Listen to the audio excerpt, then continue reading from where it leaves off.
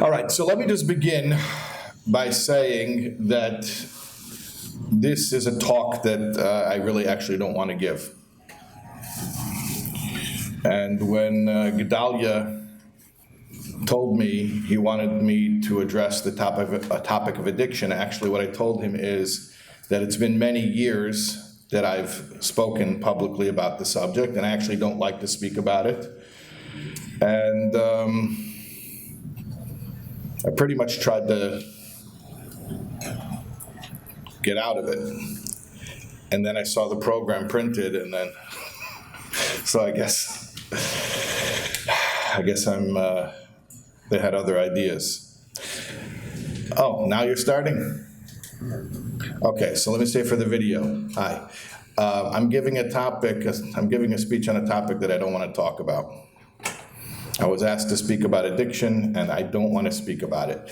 It's been actually a number of years that I haven't spoken publicly on this subject. And after I'm finished, you might have an idea of why it's something that I don't like to speak about anymore. I wrote a book on it. It's called God of Our Understanding. And everything I have to say about the topic is in that book. And, whatever I have to offer, it's already there. And but for those who want a taste or a sample of what the idea is over there, let me say like this.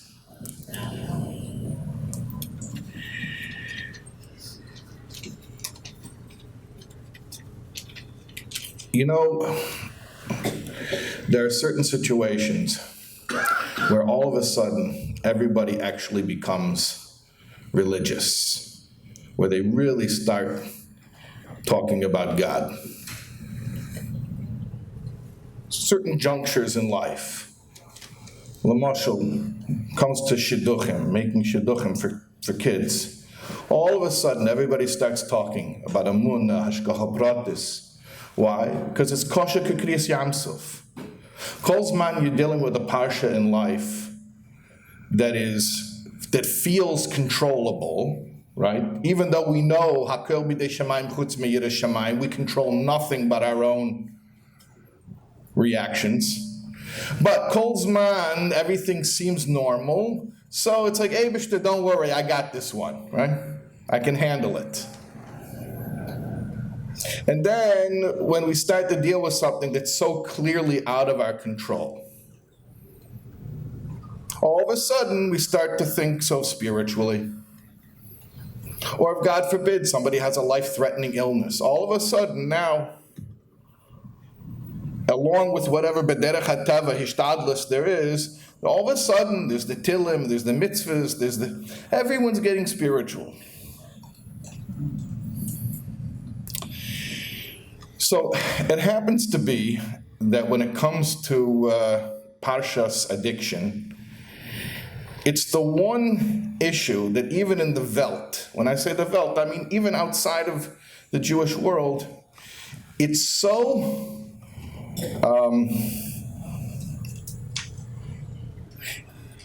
it belittles and humbles and crushes the sense of power and control of everyone in its path to the point where they have no choice but to give up on the illusion of human power and to finally start looking to God.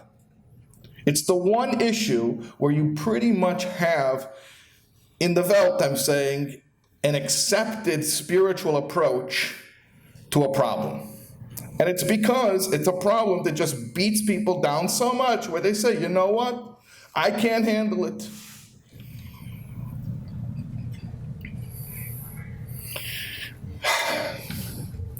Let me explain one thing.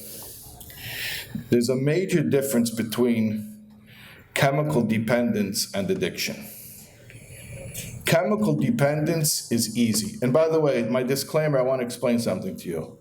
I'm not a doctor, I'm not a mental health professional, I'm a rabbi. Anything I say, I'm just speaking as a rabbi, my experience. That's all I'm drawing upon. If you don't agree, that's no problem. I'm just putting it out there based on my personal experience.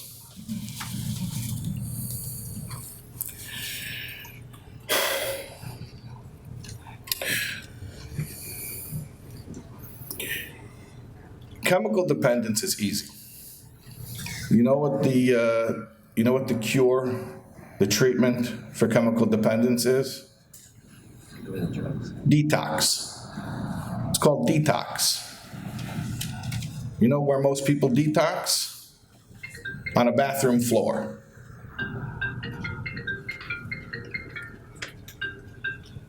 It's very easy.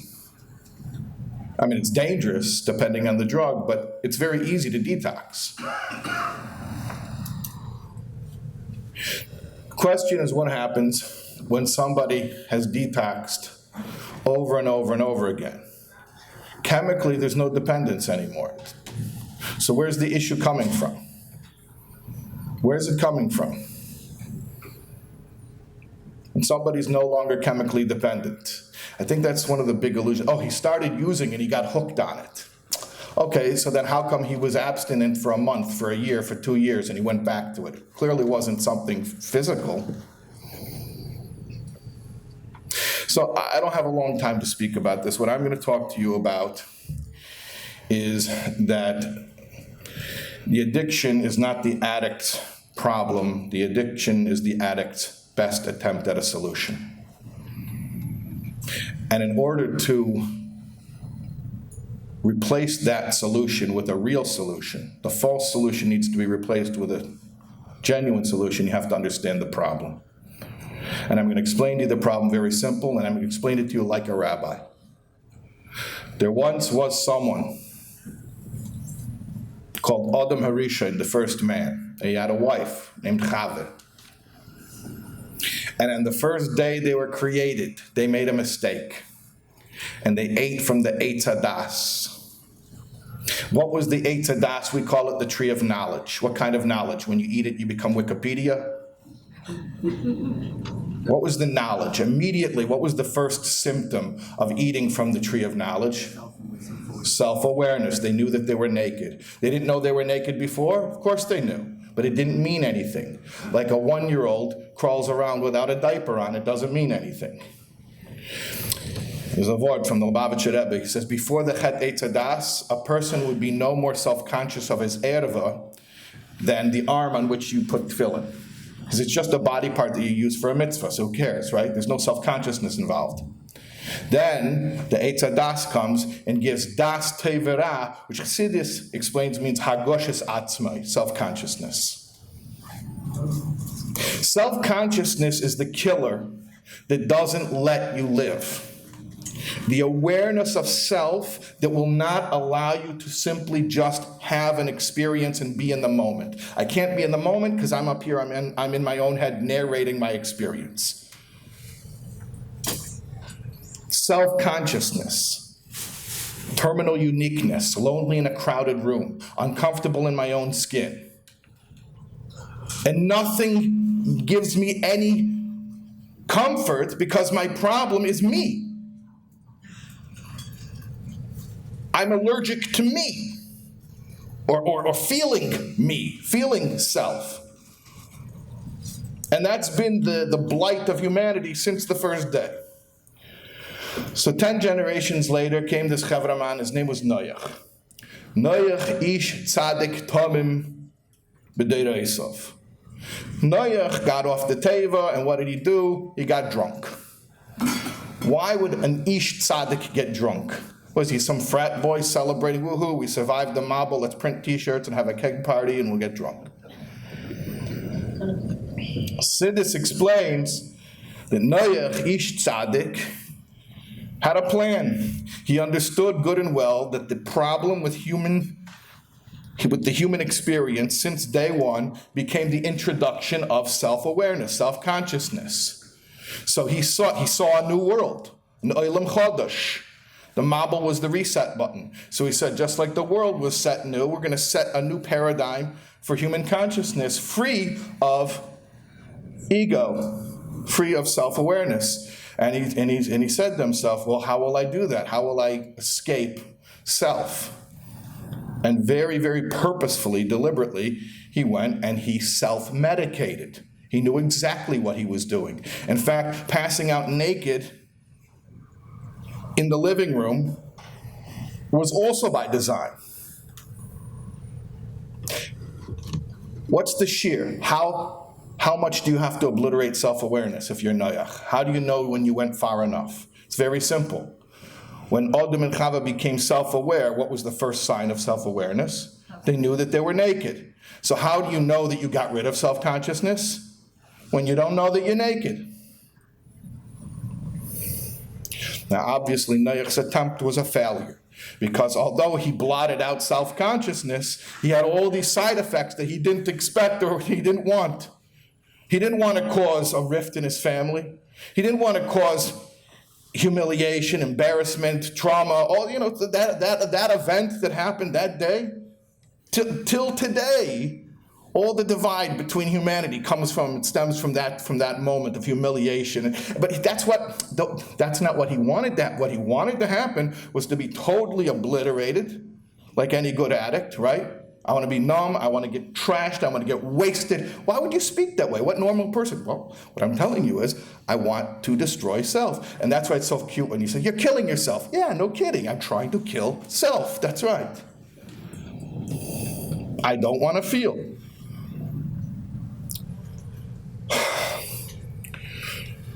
Are there side effects? Yeah, there are side effects. What's my choice? So then you have you have one option or the other. One option is Adam and Chava, crippling self-consciousness. I can't function. I can't function. The other option is Noach, self-obliteration. Oh, now I can function. Except all these unwanted consequences start happening. All this stuff starts happening because of the self-obliteration. And then the consequences become too much. And what am I forced to do? Oh, okay, so then I leave alone. I'll leave my self-medication alone. I won't numb myself. I won't distract myself. And I go back to Adam and Chava's situation, which is a self-consciousness. And then the self-consciousness becomes too much to bear. That absolutely devastating sense of I cannot be comfortable, I cannot be at peace. And it's not because of anything that's going on around me, it's just my whole system has been, for whatever reason, we'll get into it in a second, I only want to speak for 3 more minutes. My whole system is off kilter, I cannot be at rest unless I'm feeling nothing. If I'm feeling anything, I'm feeling discomfort. I feel too much. So therefore, I go back to the Noach paradigm. And basically, I go back and forth between self-consciousness and self-obliteration. And they're both of them absolutely insufferable, unbearable torment. So what's the option? I can't live within myself. The consequences are too much for getting out of myself. And finally, there's a third option, which is called getting over myself, self-transcendence, spirituality. We call it bittul. Bittul is not thinking less of yourself. Bittul is thinking of yourself less. Bittul is not destroyed self-esteem. Bittul is not when I think that I'm worthless. Bittul is when I'm free of having to obsess on myself. I don't have to think about self. You know why? Because now I'm free to just be there, to be present. When self-consciousness is my disease, when I'm suffering from an acute case of chet eitz hadas, and self-consciousness makes me unable to function like a normal person, what do I need? I need to be free of that. I need to just be able to experience life, just to be able to be, instead of always feeling apart from, I want to be a part of. And I can't do that because of all these things I'm feeling so acutely and so strongly. And so I'm always in my head, the deep thinker and the overanalyzer. No wonder I need to self-medicate, right? Until I finally find the real solution. The false solution was a self-medication, a self-stimulation, self-distraction. But the real solution was the bittul, God consciousness.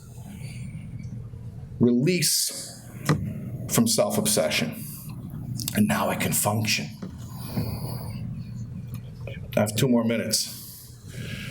I want to explain something, and there's much more to be said about this. Obviously, I'm summarizing extremely quickly, and I said at the beginning, I don't like to talk about this topic precisely because it's a very, very, very deep sugya, and it's always misunderstood.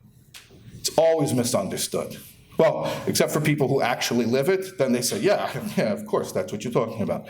But that's why I don't like to talk about. Okay.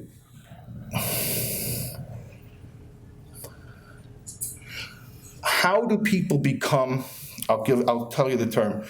You know, there's an idiom called the canary in the coal mine. When miners go into a new area of the mine, they bring a canary. Why do they bring a canary? Because there's poison gas that's tasteless and odorless and invisible, and you don't know it until you start passing out and dying. So they bring a canary, and the canary is chirping away in the cage, and if the canary stops chirping, you realize the canary is getting poisoned by the gas, and then you clear out of the mine. So canary in the coal mine is an expression in English. The canary in the coal mine means the first symptom bearer, the one who feels the symptom first. The canary is not a toxicologist. The canary is just sensitive to the same thing that destroys everybody else. So be'emes, self-consciousness ruins everything for everybody. And that's why we all need to get out of self-consciousness. We need to become God-conscious. That's for everybody. But for most people, spirituality is a luxury.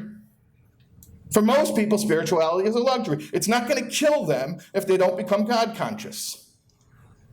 And that's why most people never will really become, even religious people. Then, what do I have to think about God? I daven 3 times a day. So they'll never really. Then there are the spiritual canaries. And the self-consciousness is killing them. It's killing them. And the question, how do people become spiritual canaries? And my answer is, I don't know. Maybe some of us are born that way. But what I do know is that trauma, specifically trauma that touches your deepest sense of self, your sexual identity, forces you to become uncomfortably, acutely, way too aware of self. Why am I saying such a crazy thing that our deepest sense of self is sexual identity? Maybe I'm a pervert. Why do I say something like that? Because I'm just telling you the story of Bereshis. Self-awareness from the first moment meant the sense of shame of my body, of my reproductive parts. From day one, the first sense of self-awareness. When somebody is sexually traumatized, they become immediately way too aware of self. And self-consciousness is a killer. It's a killer for everybody. But if you have an acute case, a heavy case, a chronic case of self-consciousness, then you're the canary, you're the one who dies first. You want to know how this all fits into Teepee, and I've got 30 seconds. I'm making up these numbers, by the way. When I say I have 3 minutes, 2 minutes, there's no clock in the room. I have no idea. I'm just doing it to make you guys not get up and run out. I have no idea. By the way, but this is serious. Did you know that 73.4% of all statistics cited by rabbis in speeches were made up on the spot? 73.7. Okay, I'm sorry. Maybe that's maybe you saw a more recent study, but. Including this one.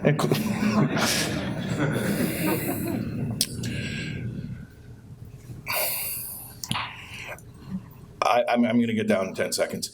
No, this is a real 10 seconds, I hope. You want my watch? What? You want my watch? Bringing the watch up will take all of the 10 seconds. We don't want you to go.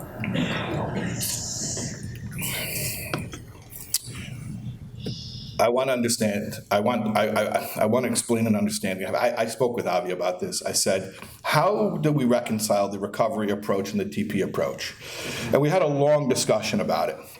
And basically, because I said, I'm a firm believer that the whole mechanics of recovery is based on the fact that human power doesn't work, only God power. That's the whole point. That's what I started with. Human power doesn't work. And I want to tell you something. I still believe that. I still believe that human power doesn't work. Oh, so what's with the love bombs and all? What are we doing then? I want to explain something to you. Only God can heal this problem. The only solution for self-consciousness is God consciousness. The problem is when a person has their path to God blocked. A Jewish person exists as a link on a golden chain going back to Avram Avinu and Sora Imenu. You are their link. You as their parents, you are facilitators to enable them, to give them the opportunity to get back in touch with the God that was robbed from them. So Avi and I both agreed in the end that it is all God. We play shadchan. We're the marriage broker. And that's why miracles happen, because this is a power greater than human power. We do our part to make that reconciliation between this neshama and its maker possible. Okay, all right.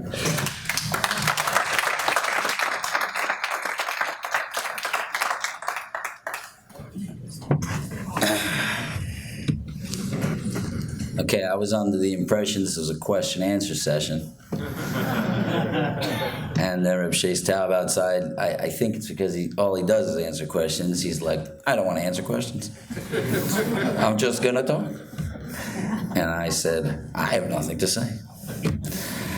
So I figured I'd write some notes, think of something on the spot. And I looked at my notes and I thought, I don't want to say any of those things either. So,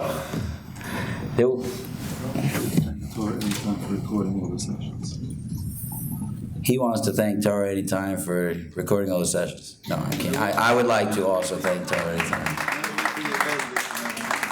What's that? All the sessions will be available on Torah Anytime. This will be available on Torah Anytime. You'll see that on Torah Anytime. So, I was thinking of some of the sessions I went to over this incredible, I don't know what to call it.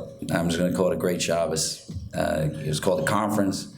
It's a get-together, but Shabbaton. But it was fabulous. I haven't gone to one thing that I didn't absolutely love, that didn't rock me somewhere inside. From doing all the work I do, and from being a parent myself. You know, I thought I was coming here as super duper professional, and I came out wanting to change how I parent my children. Even though I preach this all the time, I'm seeing the inspiration that you guys are to us and should be to the rest of the world on how to raise kids. So, I'm supposed to talk about addiction.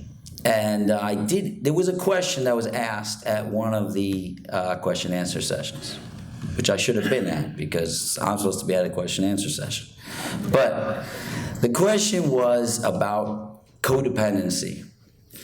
And it's an amazing question for people who are struggling in this parsha and have found Teepee or Avi, and they have decided to do this absolutely insane method of the opposite of what every professional out there says. And most Rabbanim say. They all say, give a little potch, should be all right. They say different ways of saying that, lock the door, give them very strong boundaries. But over this weekend, everybody here and everybody who has lived through this, who has been doing this for a while, knows that all that doesn't work. And you see the success of understanding what is really the problem, that these kids are in tremendous amounts of pain and they have no idea how to deal with that pain. And the only way we could do it, like Rabbi Shais Taub says, is, and I say it a little differently, we are giving them a mashal to Hashem. When a child is born, they don't know what Hashem is. They look up from the crib and they say, what's the higher power? And the higher power is us. They see these giants. And when they're hungry, they're fed. And when their diaper is dirty, it's cleaned. And they look up and they say, that must be God. That's their first experience with God. I once heard that the difference between dogs and cats is that a dog looks up at his owner. He says, this person feeds me, takes care of me. He's always hugging me. This must be God. And the cat says, this person feeds me. This person takes care of me. This person loves me. I must be God. So but a child looks up and he sees his parents and he says, this is God. Hey, why is it so important for us to be great parents? So that our children, when they have this self-consciousness, are able, with the muscle you gave them in this world of what a God is, to use that to connect to God, the real God. And when you make that connection, healing could happen. And when we have situations like we're all in, and you're doing Teepee, you're showing them, hey, they stop believing that there's a higher power. They stop believing that anything's going to soothe them or give them the power to help. They're completely powerless. And then you give them the muscle again because something happened that put them back in a place where they didn't believe that there's a God. And now they're looking up from their cribs. They're not cribs anymore, actually. In some of the places they call them cribs. Apartments are cribs. But they're looking up and they say, I could be loved again. There could be a God. That's all you're doing is you're telling them there could be a God. And if there could be a God, I could be saved. And if I could be saved, I could do this next thing. And I could live through the next day. And I could live through the next week. And I could marry this woman or marry this man. And I could have children and raise them and be good. Because that hope that there is a God gives us a chance to make a connection to God. So that understanding, and this is a very important thing, but the question that was asked is the whole world keeps telling us that we're codependent with our children. Enabling is the big word. I remember 13 years ago, I got like 50 phone calls about we're enabling the kids. I run Our Place, it's a drop-in center for teens in Brooklyn, and thank you. And we used to think we were the craziest people in town. And the way we took care of these kids was so much love. And then we met Avi, and he is way crazier. But at that point, we were the guys to get picked on. We were the enablers. And I would get, and it was 1 week, I was getting like 10 phone calls. Oh, you're enabling, you're doing this, you're enabling. And I went, I didn't have the words of Avi, that's the truth. I didn't know how to answer them. I just knew it was working. So on the letterhead, I said, that's it, we're changing the letterhead. I didn't ask anybody on the staff. I just went and changed Our Place, Enabling Resilience. That was what we called it. And luckily I don't think anybody ever looks at that bottom line. So nobody said anything to me, but it was my passive-aggressive way of getting back at them. So is that passive-aggressive or aggressive? I think it's a little passive. Anyway, so the question was codependency. And are we being codependent with these kids? And I believe, and a lot of times it comes up, every time you're dealing with addiction, I'm dealing with my clients and the people in Our Place, you deal with addicts. Every addict has a codependent relationship. They all have codependent relationships. They've all heard the word codependency, and people throw the word codependency around, And my addicts and these young people in our place are always, they throw the word around, but they have no idea what it is. And so I'm going to explain the way I see codependency, and hopefully I have 30 seconds left. No, I'm just kidding. No. 30 seconds, don't use it. 30 seconds for codependency explanation. Okay, I'm kidding. I don't have 30 seconds left. So the way I explain codependency, there's a great Rabbi. I call him a Rabbi. His name is Stephen Covey. He wrote the famous book is 7 Habits, Highly Successful People, something like that. Anyway, he's a Rabbi because he says such wisdoms, and I absolutely love the things he says, and he teaches people to really do their life. But some of his teachings are, you don't even realize how great they are. And I think this is one of them. And he just throws this out. I don't think it's in 7 Habits. It's another one of his books, The Third Alternative. And he has this, he says in life there are 3 stages. It's so simple. Everything he says is so simple. That's why it's so amazing. He says in life there are 3 stages. You have dependence, independence, and interdependence. So dependence, especially all of you that have dealt with addicts, you know, dependence is someone who is not capable of taking care of themselves. So in the real sense, babies are dependent. They don't have, if you left a baby in the world, they would just die. Unless it's like a science fiction novel or something and they figure out a way that he makes it. But a baby would not make it in this world. He wouldn't be able to function physically, emotionally, spiritually. He wouldn't be able to figure out any of this stuff. So that's a dependent person. And then you have independent. So when you conquer dependence and you go into independence, you now could deal with yourself. And this is the goal of recovery, and you're trying to get to the place where you can now function as a person. How to do that? That's part of what Shais Taub's talking about. But you got to get to a place of independence. And then when you hit an independent person, when one person's independent and another person's independent, and they have a relationship with each other, that relationship is an interdependent relationship.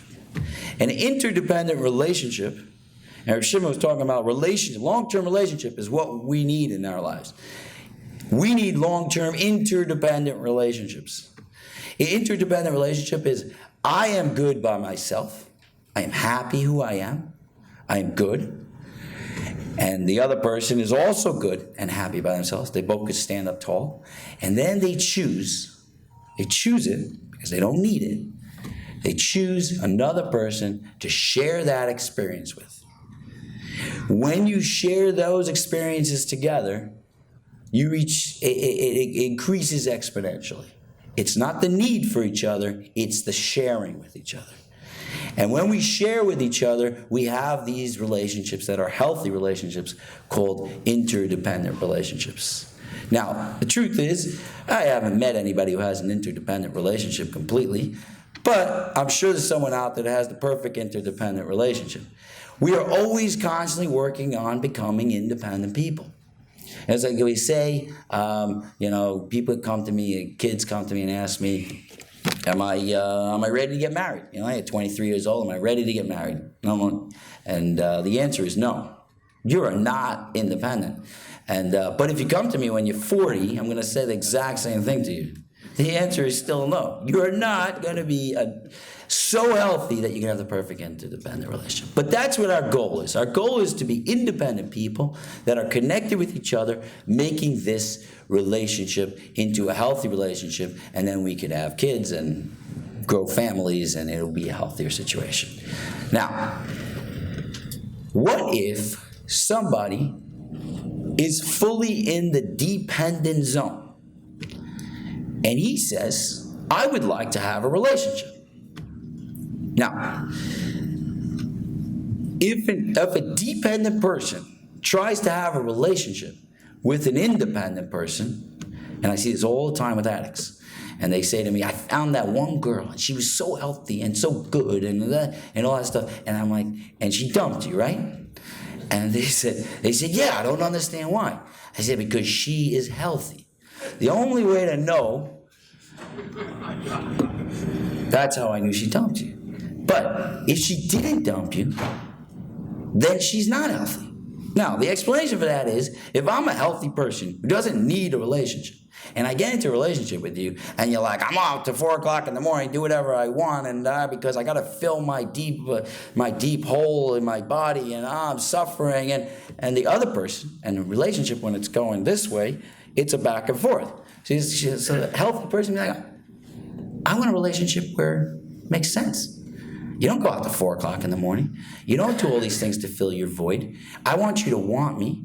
I don't need you to need to fill your hole. I don't want to deal with that. So independent, healthy people will dump dependent people like a sack of potatoes super fast. The way we know that they're dependent people also is because they're getting something out of this relationship.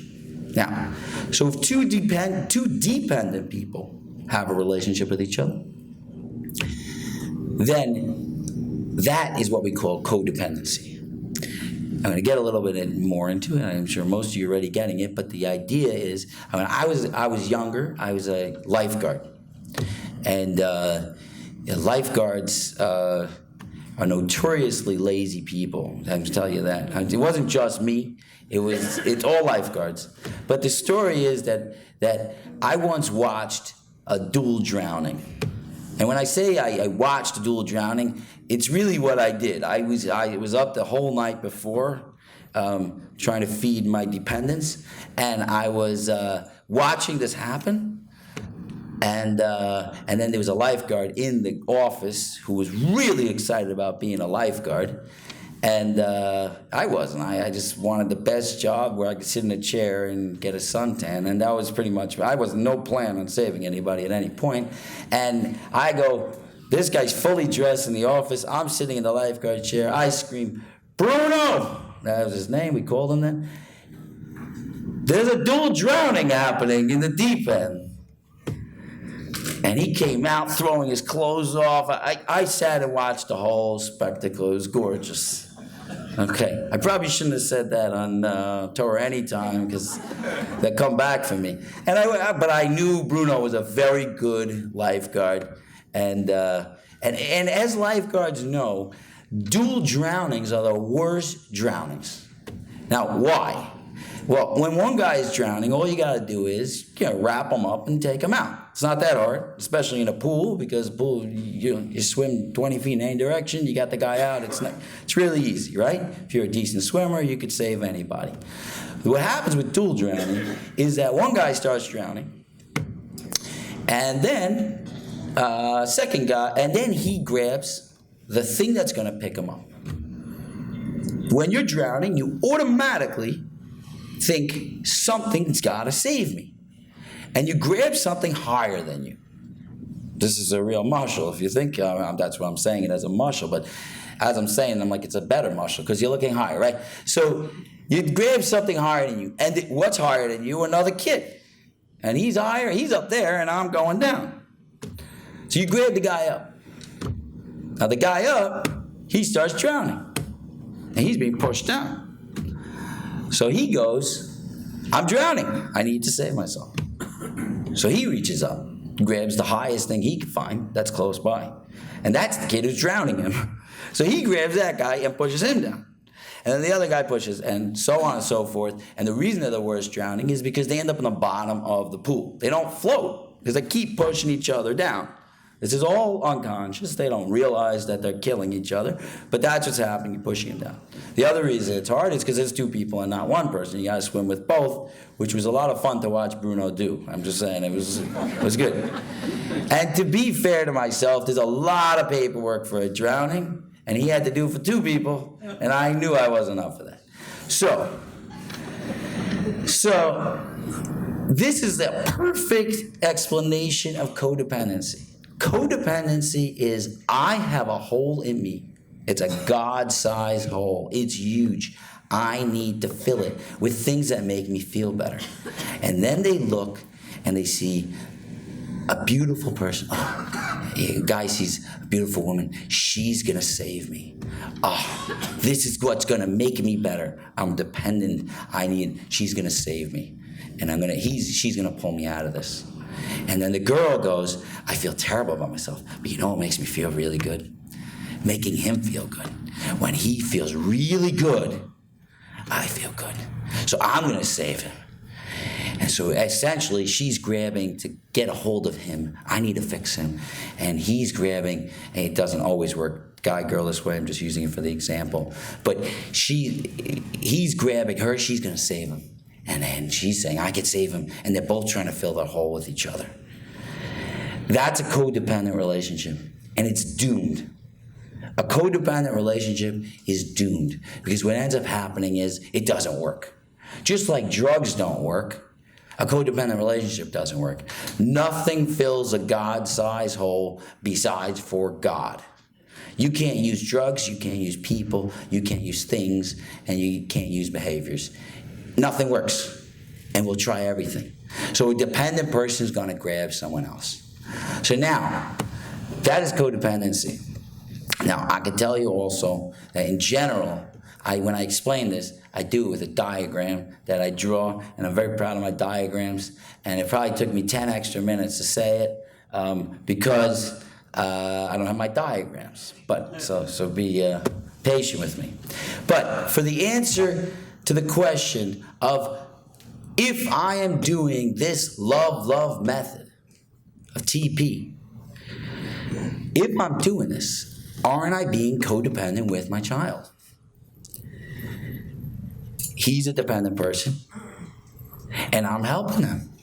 And therefore, we have this unhealthy relationship where they're just going to keep using us, and then we're going to keep using them. The answer is the healthiest thing you could be with your kid is annoyed by them. Because if you're getting something out of helping your kid when they're this sick, and you're like, it makes me feel great. I can't watch him in pain. I have to give him more cars and stuff. If you did that naturally, you're probably in the same boat as your kid. That's codependency. Every parent here, I was speaking to them, they're like, I don't want to do it. I don't want to help my kid. I don't want to help these kids. That's the healthiest thing you could say. The healthiest thing is this kid is so annoying. If you were like, I'm loving this, I get to help my kid, and the poor kid, he's suffering, I'm great. Anybody who says it's easy, that person has got to get to a treatment program. The reason why this is not codependency is because the only person that can have a relationship with a dependent person is someone on the next rung of the relationship. We're not equal relationships with our kids. God is not on equal relationships with us. He can love us no matter how sick we are. Because it's not a back and forth relationship like a sibling or like a marriage. It's an up-down relationship. And a parent could look past the dependency of a child and say, I'm going to help you get there, not because I need it. I'm an independent person. If I was dating my child, I would have dumped him a long time ago. The only way it could be done is this way. And there were so many answers, but I really think understanding the topic of codependency and understanding the struggle, and every time you struggle, and every time you want to pull your hair out and say, I can't believe how dependent this kid is, I can't deal with it, it's just a way of showing you that you are independent. You don't need this. You're doing it because you love. And we're doing it because we're imitating God. Only God could really do this. God doesn't feel pain by doing this. God loves doing this. God could do it because he's on the highest level of independence. We are trying to fake it like God. We want to be godlike. We want to help a dependent child. So that's the answer. Somebody asks you, are you being codependent with your child? You say, Sony Perlman told me what codependency is. You don't know what codependency is. So go back to your books And maybe go to Sony, he'll write you a diagram, and I'll understand that I am not codependent. I'm a super healthy parent who realizes that my kid, for one reason or another, and we've all heard reasons over the weekend, for one reason or another, slipped back into a place of dependence and is in desperate need of help. Thank you. Have a good night.